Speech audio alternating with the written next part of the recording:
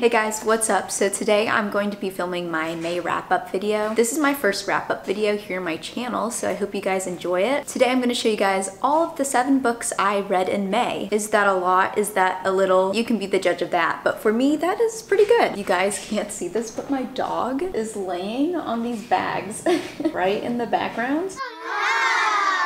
So if you hear anything, it's probably her. We love Sophie, even if she can be a little piddle. This month has been a really good reading month. I didn't rate anything below a 4 stars. I also have a pretty diverse set of books regarding genre. Actually, they're kind of all romantic comedy or thrillers or romances, or maybe it's not that diverse. So I think I'm gonna go in order of how I rated them. So I'm gonna start with my lowest rated books this month and then end with my highest rated books. This month excuse me, Missy. This month I ended up rating 2 books 4 stars, 2 4.5, and 2 5 stars. Let's start with Lock Every Door, which I do have the book of the month version of this book. This was on my TBR for at least a year. It just never felt like the right time to pick it up until one day this month I was like, you and me, baby. So this novel takes place at the Bartholomew, which is this old, glamorous apartment building in Manhattan. We follow Jules, who is kind of down on her luck until one day she spots an ad in the newspaper looking for an apartment sitter. So obviously Jules takes the job because she's literally getting paid to live at this luxurious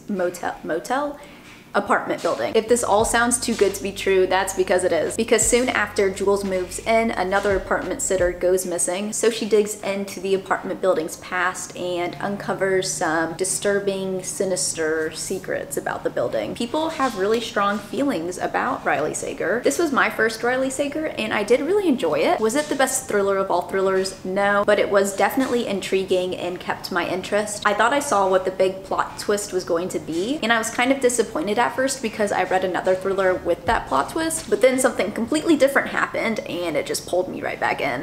The next book I have here is The Summer of Broken Rules by K.L. Walther. This is a YA romance that follows Meredith Fox, who is attending her cousin's wedding at Martha's Vineyard, not plural, not vineyards, vineyard, Martha's Vineyard. And when a game of assassin ensues, she may or may not start to develop a relationship with a certain fella. I really enjoyed the family dynamics in this book, especially the dads. They were just so quirky. Kind of a bit too quirky, but I just found their characters really funny. This is a YA romance, so it was kind of cheesy at some points, and it was a bit insta-lovey for me, so that's why I gave it 4 stars. But overall, I really did like the storyline of this book. If you want something with small town Visco girl vibes, this is for you. All right, the next 4-star book here I have is You by Caroline Kepnes. In this book, we follow a bookstore owner, Joe, who after meeting Beck one day, becomes obsessed with her and starts to stalk her. And my man Joe does not just stalk her on Instagram. No, no, no. I'm talking full-fledged, watching you across the street through your window type of stalking. So Joe, he's a bit of an unlikable character. He obviously has some issues, but you also start kind of rooting for the character because you get into his head and you know all of his thoughts, and you kind of become confused because you don't know if you should like him or you shouldn't because he's a literal stalker. It did take me a little bit to get used to this book because this is in 2nd person point of view, which makes this novel even more creepy because Joe is watching you. I really found all the Stephen King references funny because Stephen King literally wrote a blurb on the front here. It would have been really interesting to see Stephen King's reaction while reading this book, because can you imagine reading a book that you keep getting mentioned in? As most of you probably know, this book did get developed into a TV series. I didn't know this when I started reading, but there's actually 3 books in the series, and I believe each season of the TV show follows each book. So I'm planning on reading 1 book, watching 1 season, reading the next book, watching the next season, and so forth. I'm only on episode 3 of the TV show so far, and I like the book better, but I can't judge too quickly. All right, so moving on to my 4.5-star books this month. First up, let's talk about Fix Her Up by Tessa Bailey. This is a rom-com between Georgie, who is a professional party planner, and Travis, who recently had to retire from being a professional baseball player after he had an injury. I never thought I would read a book from the point of view of a clown, but there's a first time for everything, because in this book, Georgie is literally a professional clown. And when I heard that about this book, I was kind of put off by this book, but it works, okay? It's actually cute. And that aspect is definitely unique. So I wasn't expecting to like this as much as I did. I may even like this book better than the Ballinger's Sister series. This is also the first book in a series, and I believe the other two books follow characters that you meet. The tropes in here include brother's best friend and enemies to lovers. And then my next 4.5 star read this month was Addicted to You. This was actually my last read of the month. I can't believe I finally started the series. Took me long enough, but as you